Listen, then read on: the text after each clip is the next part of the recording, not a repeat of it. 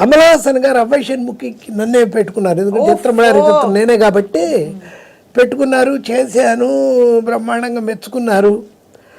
అన్నీ వాళ్ళకి ఇచ్చిన థాట్ కూడా నేనే, ఎందుకంటే తెలుగులో చిత్రం నరేష్కి చేశాను. వాడు మన రాజేంద్ర ప్రసాద్ మేడం అని చేశాడు. మంచి మా కృష్ణా జిల్లాలో ఉంటారు ఆ సైజు వాళ్ళు, అలా ఉన్నాడు. మంచి ఆంటీలు కృష్ణా జిల్లాలో ఉంటారు బాగా, ఆ రేంజ్లో ఉన్నాడు. నేను అదే అన్నా, ఆ రేంజ్లో ఉన్న గురువు అని. ఏంటి ఈయన పిలిచినప్పుడు కమల్ నేను ఇచ్చిన వాళ్ళకి అద్భుతమైన పాయింట్ ఏంటంటే, వాళ్ళకి ఇచ్చింది ఫస్ట్ ఆయన నాకు చెప్పాడు, నేను ఇప్పుడు పండిట్ ఇంకా ఇప్పుడు దీన్ని తమిళ్లో మాట్లాడు, నాకు మీరు అలా చేశాడు నరేష్, ఇలా చేశాడు రాజేంద్ర ప్రసాద్, మనం అదే సార్ కథ అంతా వస్తూ ఉంది కానీ ఇది రావట్లేదు, మీరు ఫస్ట్ యంగ్ లేడీ వెయ్యొద్దు, మన మైలాపూర్ పట్టుమామిలాగా పెట్టండి, మీరు మీకు అప్పుడు దొరుకుతుందంటే షేక్ హ్యాండ్ ఇచ్చాడు లేచి, నాకు అయిపోయింది సార్ మీతో పని అని. ఆ థాట్ ఇచ్చింది నేను. అక్కడి నుంచే మొదలు. అది కూడా ఎలాగో వాళ్ళ ఆఫీసులో వాళ్ళ అమ్మగారు ఫోటో ఉంది, ఇతరులాగా ఉంది వాళ్ళ అమ్మ. చూసాను కొత్తగా అదొక్కటే మారాలి దాంట్లో, ఎందుకంటే వాళ్ళు మేము ఒకలాగా చేసాం, రాజేంద్ర ప్రసాద్ అదే, ఈయన కొత్తగా చేయాలంటే అదే ఇంకా అది మంచి బాగా లైక్ చేసి ఆయన బాగా డిస్కషను అదంతా జరిగితే ఒక మాట అది చెప్పడానికి వస్తున్నాను. సార్ మీకు ఇలాగే మన ఇద్దరు మాట్లాడలా, మీ పొజిషన్లో కమల్ హాసన్ గారు మాట్లాడారు, ఒక గంటన్నర మాట్లాడుకుంటే సార్ మీ ఫ్రెండ్స్ ఎవరు సార్ అన్నాడు. అంటే నేను ఏ సినిమా చేస్తే ఆ సినిమా కో డైరెక్టరు వాళ్ళే సార్, నాకంటూ ఫ్రెండ్స్ లేరు అసలు, మీరు 100% సినిమా పర్సన్ సార్, మీరు నాకు ఫ్రెండ్స్ లేరు.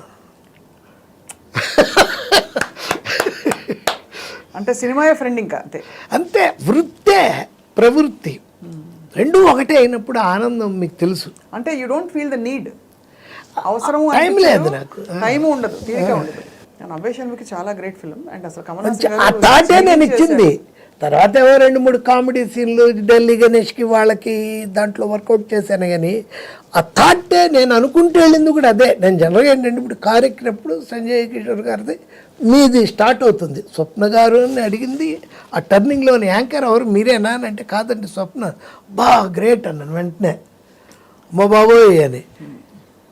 మామూలు మీరు ఇప్పుడు మేము సినిమాల్లో నెంబర్ 1, 2 మీరు ఇందాక చెప్పిన ప్రభాస్, అలాగో ఈ మీడియాలో Swapna is the first person and great person, top.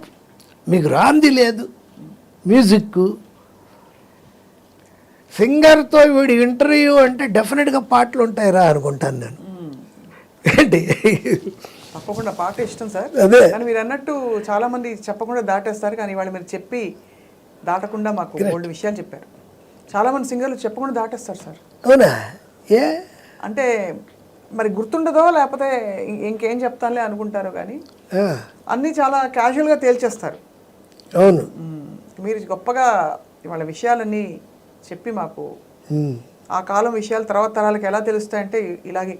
అవును సార్, నిజంగానే సంజయ్ కిషోర్ గారి పుస్తకాలు, లేకపోతే ఆయన అద్భుతమైన బయోగ్రఫీ, ఫోటో బయోగ్రఫీసు, కథలు, ఇంకా బోల్డ్ అని రాసి ఆయన మొన్ననే నాకు సావిత్రి గారి కోసమే ఆయనకి ఫోన్ చేశాను, అప్పుడే మాట్లాడుకున్నాం, నాకు పంపించారు. ఈ మన చాము గారి ఇది కొత్తగా వేయించుకున్నారు కదా బుక్, అది ఇప్పుడు దాకా ఓపెన్ చేయలేదండి నేను, ఓపెన్ చేయలే. నా భయం ఏంటి తెలుసా, ఓపెన్ చేస్తే చదవాలి, చదివేస్తే అయిపోతుందేమో, అంత వాల్యుబుల్ అనమాట అది మనకి. జాగ్రత్తగా మంచి రోజు చూసి చెయ్యాలి అని నేను. మీరు అనుకుంటున్నారు లైఫ్లో ఫస్ట్ టైం ఆపోజిట్ కూర్చున్న వాళ్ళు ఇంత పెద్దవాళ్ళ అనుకోవడానికి మీరే. ఇంకెవరిని నేను చూడాలంటే ఎవరెవరో చేసుంటారు నన్ను, అంటే తక్కువ అసలు నేను ఇంటర్వ్యూలు ఇవ్వను. దానికి కారణమైన ఒకటే డైలాగు, గురుగారు ఇలా మాది ఏదో ఏ ట్రీనో ఇంకో ఇదినో ఇంకో అడుగుతారు, రకరకాల ఛానల్స్. పేమెంట్ ప్రోగ్రామే కదండి, అరే యజ్ఞమూర్తి యజ్ఞమూర్తి నాకు అతను ఫోన్లో మంచి బేస్ వాయిస్లో పేమెంట్ ప్రోగ్రామ్ పేమెంటా వీటికి పేమెంట్ ఇస్తారా సార్ అన్నాడు. ఏంటి మీకు ఇవ్వట్లేదా అని. అయ్యో మాకంటే శాలరీ అండి నాకు అదే మరి నా పని ఇది కదా అని. కానీ స్వప్న గారు చేస్తున్నారంటే ఎందుకంటే నిన్నో మొన్నో షూటింగ్లో ఉంటూ జయసుధ గారు చేశాను అని చెప్పింది ఆవిడ. మీరు జయసుధ గారితో ఫుల్గా చూశాను. ఆవిడ చాలా కంఫర్టబుల్ అయిన ఇంటర్వ్యూ అది. నాకు అర్థమైపోయింది ఆవిడ చాలా ఇన్హిబిషన్స్ ఉన్నాయి ఆవిడకి చాలా. అలాంటిది ఎంత ప్లెజెంట్గా మీతో ఎంత హాయిగా ఉండిందో. జయసుధ గారు అంటే నాకు చాలా అభిమానం సార్. ఆవిడ ఎందులో ఆవిడ వ్యక్తిగా ఆవిడ స్త్రీగా ఆవిడ జీవితాన్ని ఆవిడ స్వీకరించిన తీరు, కష్ట నష్టాలు, అప్స్ అండ్ డౌన్స్ నాకు చాలా ఇష్టం. నాకు ఒక ప్రొటెక్టివ్ ఫీలింగ్ వస్తుంది ఆవిడ చూసినప్పుడు. ఆవిడని అయ్యో జాగ్రత్త కాపాడుకోవాలని. అంటే నాకు ఆవిడకి ఏం అనుబంధం లేదు, పెద్ద పరిచయం కూడా లేదు. చూసినప్పుడు కొన్ని భావాలు కలుగుతాయి. అయితే ఆవిడ తక్కువ ఆవిడ మాత్రం కాదు. ఇప్పుడు నేను చెప్పినవన్నీ కూడా ఇంటూ 1000 వేసుకోవాలి ఆ కమర్షియల్ పాయింట్స్ అన్నీ ఆవిడతో. డబ్బులు అయ్యో. రిక్షావాడి సినిమాకి మదర్ క్యారెక్టర్ ఎవరు చిరంజీవి ఫ్లాష్ బ్యాక్లో అని అనుకున్నప్పుడు నేను జయసూద్ అంటే క్రాంతి కుమార్ గారు చెప్పారు, ఏనండే ఏంటి జయసూద అది చేయదు అసలు నాకు తెలీదా, నేను చేయిస్తాను, మంచి రెమ్యునరేషన్ ఇస్తారు చెప్పండి, మీరు చేయించండి చూస్తాను.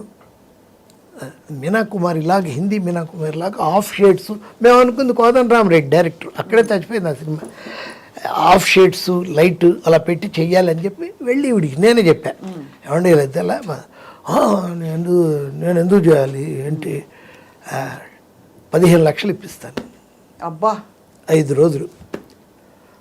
ఏమండే మీరు అంటారు కానీ క్రాంతి గారు ఎందుకు ఇస్తాను నాకు తెలియదు. ఏమంటే నేను ఎన్ని చేశాను, 5 సినిమాలు చేస్తే ₹1,00,000 ఇవ్వలేదు నాకు, ఇవ్వడు. నేను ఇప్పించాక మీరు చేయండి. వెంటనే క్రాంతి గారికి ఫోన్ చేసి ఇలా మాట్లాడాను, ఓకే అన్నారు. అంటే ఆవిడతో కూడా మాట్లాడి 15 ఇస్తున్నారు కదా నిజంగా. వెంటనే నేను తీసుకొని ఏమండి 15 ఇస్తేనే చెయ్యండి అని చెప్పేశానండి ఆవిడకి. ఇచ్చేసాడు 15 lakhs. అంటే డబ్బు చాలా అసలు ఆవిడ. నేను నూతన్ ప్రసాద్ నన్ను పిలిచి ఒకసారి ఏదో అర్జెంట్గా ఇంటికి రండి ఒకసారి నాకు చెన్నైలో మాదొక సిట్టింగ్ జరుగుతోంది. ఫస్ట్ వైఫ్స్ క్లబ్ అని ఒక ఇంగ్లీష్ పిక్చర్ చూసి వీడికి అప్పించి బాగుంది సినిమాలు, ఒక కథను అత్త తయారు చేస్తున్నారు ఫస్ట్ వైఫ్స్ క్లబ్ అని.